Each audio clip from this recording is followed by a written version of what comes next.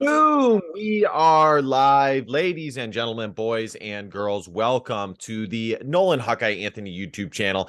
And I thank all of you for being here wherever you may be. And of course, however you may be listening. So, some recent information was dropped today. Very interesting indeed. And I am going to let you guys know what I think about it and what I think that this means for Iowa athletics as a whole. And that, of course, is Gary Barta retiring as athletic director for the University of Iowa. Now, by the way, if you're not subscribed, please hit the subscribe button. I would love for this channel to get to 2,000 subscribers by the time this next football season rolls around. We're definitely getting close to it. I appreciate all of you who are already subscribed. I appreciate the support more than you could ever know.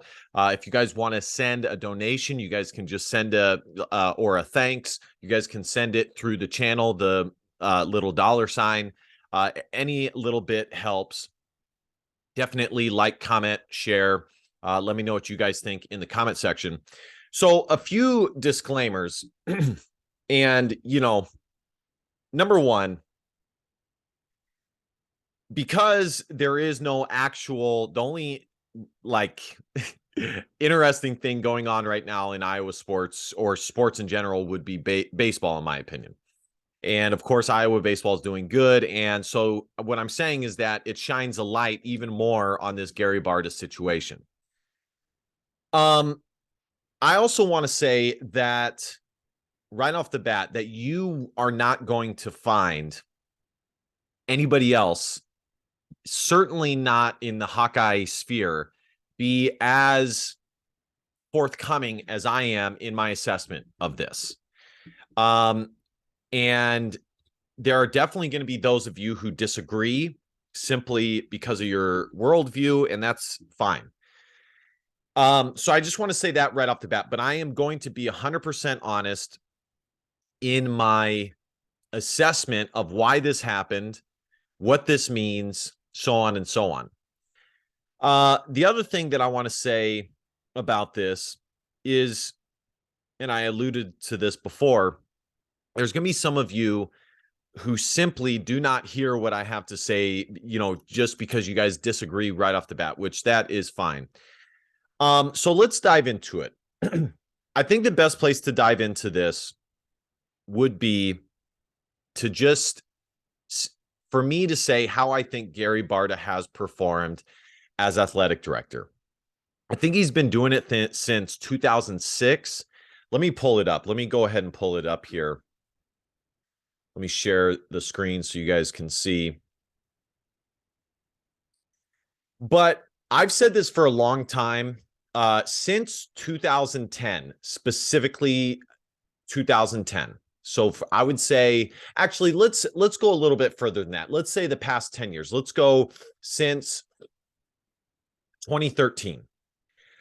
I think Iowa athletics as a whole has not been this good all around in a long time. You'd probably have to go back to, you'd probably have to go back to the 40s, the 30s, a time where sports was not as competitive as it is now. And it didn't have as much money put into it as it does now. And say what you will of Gary Barta, but, let's think about it. I mean, he made the hire of Rick Heller for baseball. Iowa baseball traditionally has been below average, just to put it bluntly. They've had stints where they've been okay, and that would probably be under Dwayne Banks, maybe a few other times. But Iowa baseball is not one of the favorite sports for Iowa sports fans, and it just isn't one of the best. It hasn't been one of the best. And Rick Heller has made Iowa and has turned Iowa into one of the top baseball programs in the Big Ten and in the Midwest, collegiately, in Division I sports. I would say Iowa is top three, top four in the Big Ten. The Big Ten is not the best baseball conference. It will improve with USC and UCLA joining the conference, but it's not. Point is, Iowa baseball has not been the best. Let's see here. Gary Barta. Let's see what it has to say here.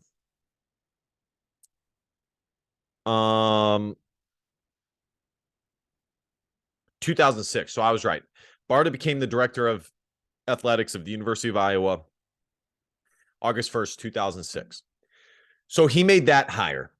Iowa wrestling are they number one like they, were previously? No, but they're still a national power.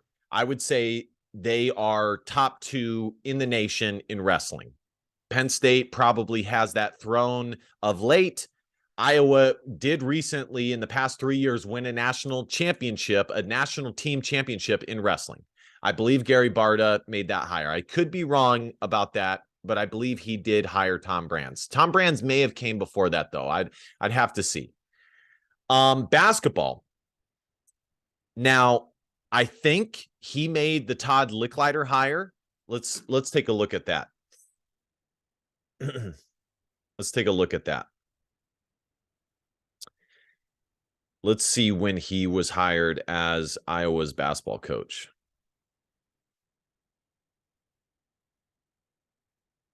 2007. So yes. So Gary Barta hired Todd Licklider, which I think at the time was a pretty decent hire. Butler had a history of producing good coaches. And I think it was reasonable to hire him at Iowa. Now, it didn't work out. They moved on, and they hired Fran McCaffrey. And by and large, Fran McCaffrey has been a solid coach. Iowa basketball has been solid. Iowa basketball, the Big Ten is the best conference in the country. Sometimes it's, in certain years, it's battled with the ACC for supremacy. Certain years, it's battled with the Big 12 for supremacy. But I would say over the past 10 years, by and large, the Big Ten has been the best conference top to bottom in the Big Ten. And Iowa, especially the past 5 years, has been a top 5 program in the Big Ten. One of the 5 better teams in the Big Ten. I think, sorry guys, you guys may not believe it, but I have asthma. My asthma is killing me. I think I read a stat that Iowa is one of only a few, like one or like 2 or 3 Big Ten teams who have made the NCAA tournament, 5 years in a row. That's of course counting the COVID year. They would have made the NCAA tournament. And there are only like a handful of only a handful of Big Ten teams to finish in the top quarter of the Big Ten in standings. So now, has Fran McCaffrey done well in the NCAA tournament? No. But again, by and large, Fran McCaffrey has brought stability to the basketball program and done good things. I'm going to try and speed this up here. The other hires, I would say, Iowa softball seems to be back on track or getting on track. Iowa soccer, women's soccer has done decently. They made the NCAA tournament, made some noise. Track and field has done a lot better, and they're still doing really good. So the other sports that Iowa needs to take a look at would probably be volleyball, just some of those other sports. But I would say the main sports, Iowa is a competitive program. And I think top to bottom, as an athletic program, the University of Iowa is much better off, or is better off as a whole than they were in 2006. And if you're an athletic director, I think that should be your goal. Your goal should be that your top 2 programs are good. Usually for most schools, that's football and basketball. For Iowa, it'd be football, basketball, wrestling. Those would be some of them. By the way, I believe Gary Barta made the hire of Lisa Bluter of Iowa women's basketball. Iowa women's basketball is phenomenal. They made the NCAA championship. And so I think as an athletic director, your goal should be to have your main sports or your top sports be competitive, especially in conference, and pushing towards being competitive nationally, if that's where it's at in the timeline. And as a whole, just to be known as a good athletics program that does it the right way. There's not a ton of issues. There's not a ton of disciplinary issues. Your student athletes are graduating. They're going on to do good things like that. So I think Gary Barta, and there's a lot of, and I've argued about this many times with people. I think Gary Barta did an okay job. I really do. You would be hard. The fact is, you would be hard pressed to find a better time period from top to bottom, Iowa sports as a whole, than what Iowa sports is right now.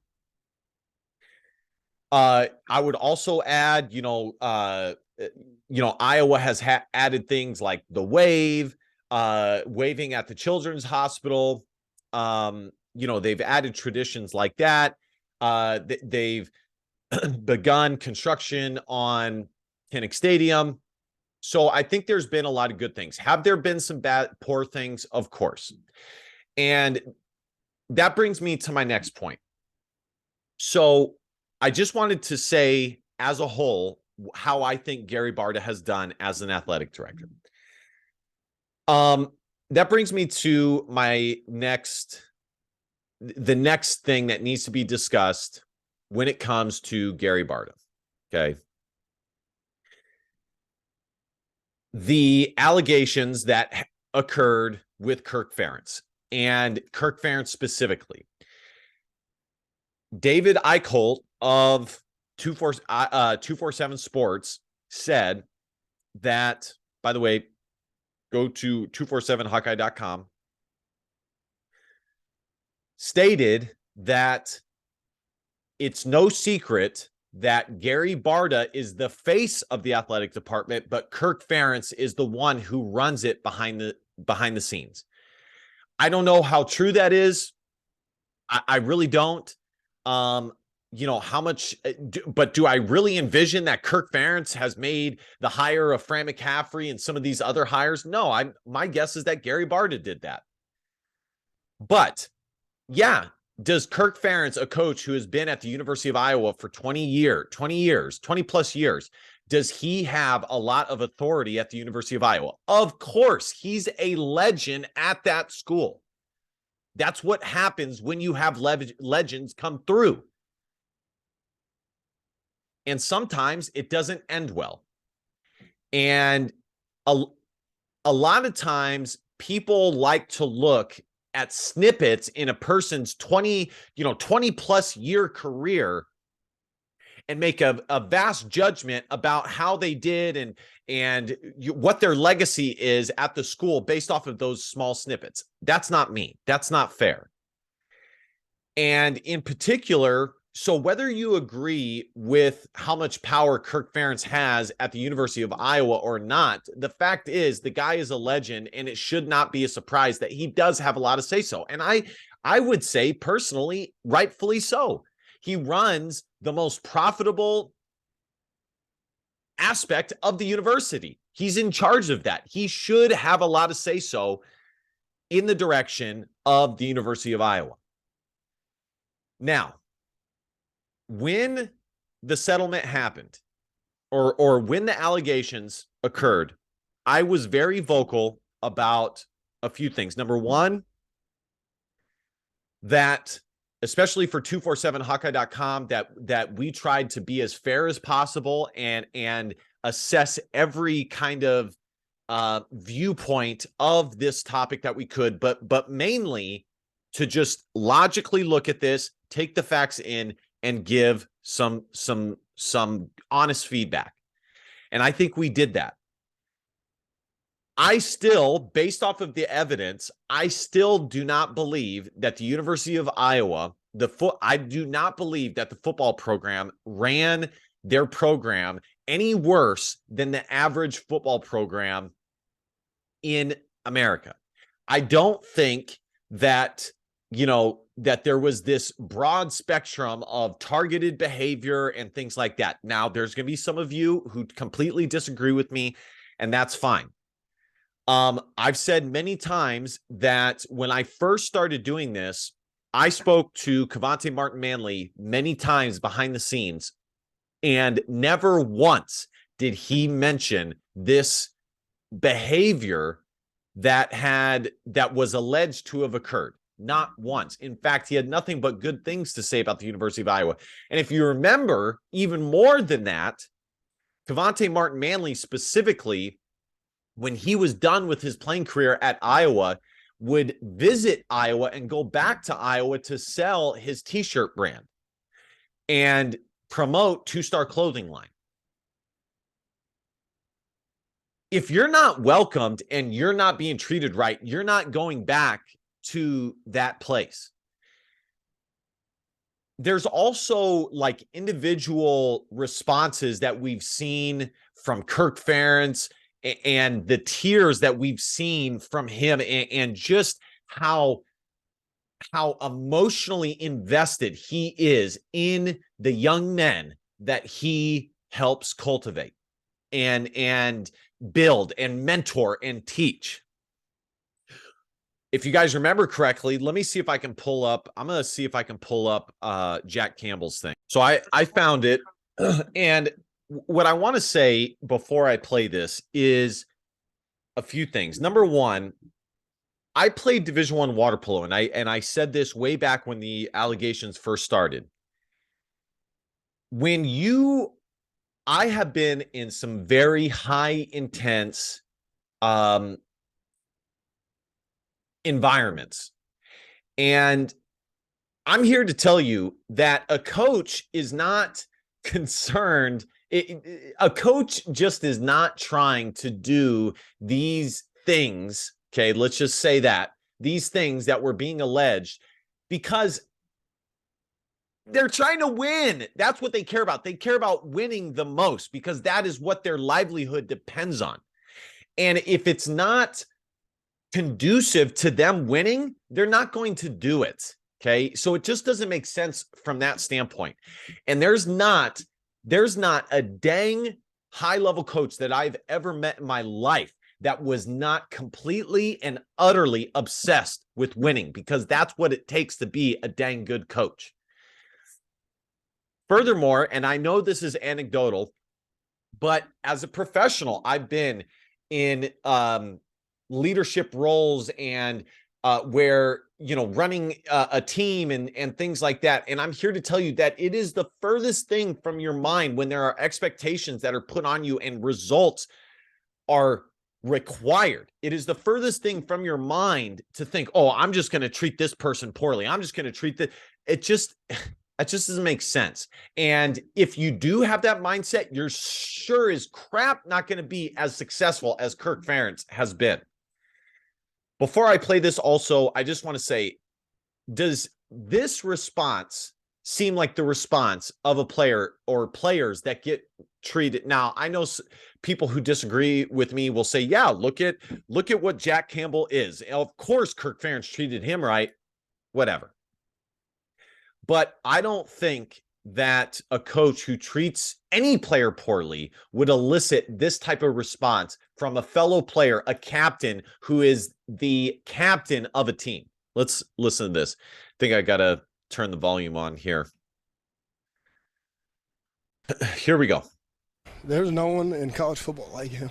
I owe him a lot, and I'm forever grateful for him giving me an opportunities. Yeah, no, I mean, it's hard not to. I know I kind of get emotional about like him, but like just what he does for college football, like people don't understand it. What a great role model he is for everyone in the sport. He's been there for the past 24 seasons, and he's always held the standard to the highest. Again, we're going to go out there every season and have a really, really solid season, and he's going to develop guys. He's got that the developmental mindset rather than the talent acquisition model. We're a developmental model, And man, any kid that goes through the Hog Eye program, like I'm gonna have their back. And just playing for that man right there has been something truly special to me. I don't know what to say, guys. I mean, I just seeing individual things, never mind the macro, seeing the micro examples like this, I just don't think Kirk Ferentz is that type of man, and I don't think he would allow anybody in his program that is that type of man either. Great, I got some pop-ups here. And you know, that's just what it is. So now when it came to its conclusion, Kirk Ferentz responded and was not happy with it and said that he wished that they would have fought because they were innocent. And I entirely agree with that. I think they should have. They should, if they were truly innocent, they should have done their dang best to prove that. And I think Gary Barta legitimately tried to do that. I think Gary Barta, on Kirk Ferentz's behalf, tried to fight for Kirk Ferentz. But as we found out later on, there were other people in the University of Iowa as a whole who flat out wanted Kirk Ferentz gone and wanted Gary Barta gone, that they could care less what the result was, what the truth was. They wanted these two men gone. They wanted their jobs. They wanted their livelihoods. So if I had to guess, I would say that Gary Barta did fight very hard for Kirk Ferentz. But in the end, there was just too much pressure, and he had to settle. And they had to settle. And that's what this comes down to, is there are definitely people, as there are in many universities and many organizations, who think this type of way. And I think in the end, it costed Gary Barta his job. He's not going to be fired. He's going to be allowed to retire. He's going to be allowed to exit peacefully. But this is not a coincidence, folks. It's not a coincidence that Gary Barta is retiring the months after the allegations were settled. This is not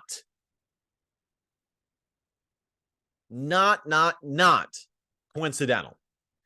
And the reason why I'm emphasizing this is because I think that this ups the timeline for when Kirk Ferentz is done as the University of Iowa head coach as well. Now, some of you will be happy by that. Fair enough.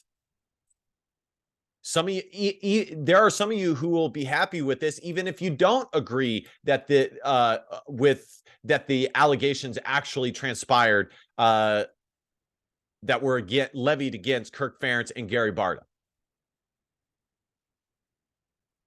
And this kind of concerns me as an Iowa Hawkeye fan. This is kind of concerning me that this seems to be where the University of Iowa is heading, towards appeasing the mob and appeasing the folks who would have not heard the truth of what truly happened or did not happen with the allegations, but for political reasons, these men needed to be gone. And that's concerning. It concerns me that on many levels, but primarily when it comes to the results on the field and on the court and whatever for Iowa sports, I am not confident that they are going to hire the right person for their next athletic director. And in fact, I have like an image in mind of the type of person that they are looking for. And that's a mistake, because at the end of the day, and that never works out well, because at the end of the day, you have to hire who is the best person for the job, the right person for the job. And I'm not sure that that's going to happen. And, you know, whoever comes in, I guarantee you, it will be somebody who will come in with a major, or if not maybe not even just major, but the sole purpose of them being put in that position is to contradict Kirk Ferentz's power at the University of Iowa. Again, some of you may agree with that and think that that's good. I don't think that that specifically is the worst thing, but I don't think it's good either. I mean, Kirk Ferentz, I mean, who knows the NCAA system and collegiate sports better than Kirk Ferentz, a man who played collegiately and has coached collegiately for 24 years? Who knows it better than Kirk Ferentz? So again, I am concerned. I will give Iowa a chance, and I will give the next AD a chance. But I think that there are certain people who have more power at the University of Iowa who basically moved Gary Barta to retire. And I think that whoever comes next will try to combat the power that Kirk Ferentz has at the University of Iowa.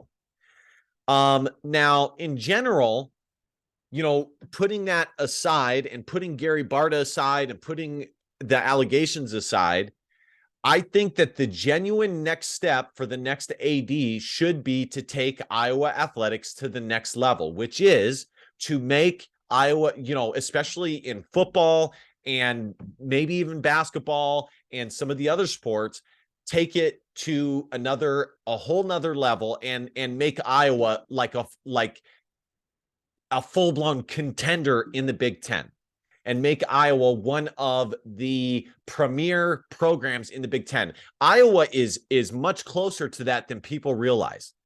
I mean, Iowa football is one of the 5 best programs in the Big Ten over the past 10 years. And I think they can take that next step to be one of the top 4, top 3. You know, we're talking perennial top 20 program. Iowa basketball, I absolutely believe Iowa basketball could get there. The only thing, the one drawback that the University of Iowa basketball has is that the state of Iowa doesn't produce a ton of basketball talent. It's not that they don't, it's not that they're poor at I mean, there's still some good hoopers that come out of the state of Iowa for sure. But if you look at it, if you look at it comparatively to football and some other sports in the state, I would say some of the best athletes are playing football and wrestling in the state of Iowa, as opposed to playing basketball. If you look at the state of Iowa and Kirk Ferentz, and this is definitely a part of Kirk Ferentz's impact and his longevity at the University of Iowa, the state of Iowa is producing way, way, way better talent as a whole out of high school, recruiting wise, in football. So I would say it would be to take Iowa athletics to the next step, specifically football and men's basketball, because those are the 2 top sports at the University of Iowa. To get them to the level of a Michigan State in basketball, Purdue, or a Purdue in basketball. Iowa is close. They're definitely good, but they're not elite. They're not, you know, they're not, for those of you who played EA Sports, NCAA football, they would have the prestige ratings, and 5 out of 5 meant that the prestige of that sport, that school in that sport, was phenomenal. Iowa, I would say, is like a 4 out of 5, but they're not a 5 out of 5 yet. They're not a 4.5 out of 5 yet. So this is very interesting, guys. Again, I'm concerned about this. I don't think Gary Barta was the best, but he certainly wasn't the worst. I think he did a lot of decent things. And I am concerned that it is definitely possible that he was pushed out and basically forced to retire at the University of Iowa. All right, guys, like, comment, share, subscribe. Help your boy get to 2,000 subs by the time the football season rolls around. And last but not least, DBAP, don't be a pussy will on facts or feelings, because your feelings just don't matter. Love you guys. See you Hawk fans next time. Bye.